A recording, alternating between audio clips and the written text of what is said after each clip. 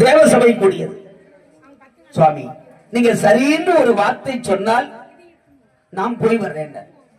அருணன், அப்பா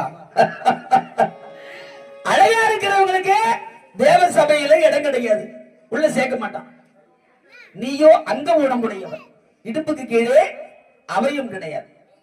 அருணன், நீ எப்படி தேவசபை போக முடியும் என்று கேட்டார். சுவாமி, போய் வா என்று ஒரு வார்த்தை சொல்லுங்கள், எப்படி போகணும் என்னங்கிறத நான் பார்த்துக்கிறேன். சரி, உலகத்துக்கு நான் ஒளி கொடுக்க செல்கிறேன், நாம போக முடியணும்னா நம்ம சார்பா ஒரு ஆள் அனுப்பலாம்.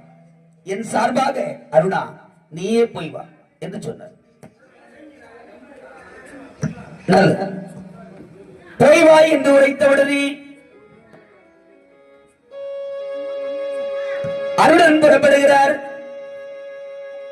அப்படி புறப்படுகிற அருணன் யோசித்தார், தேவசபையில் மாலை மரியாதை வரவேற்பு நமக்கு கிடைக்கணும்னா எப்படி சென்றால் இந்த சபையில் வரவேற்பு கிடைக்கும்னு யோசிச்சார்.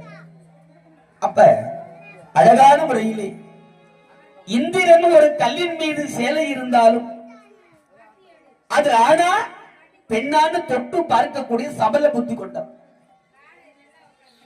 அங்கே பெண் வேஷம் எடுத்து சென்றால் நமக்கு தகுந்த மரியாதை கிடைக்கும் என்று சொல்லி கத்துரு வினதைன்னு காசிபமுனியுடைய மனைவி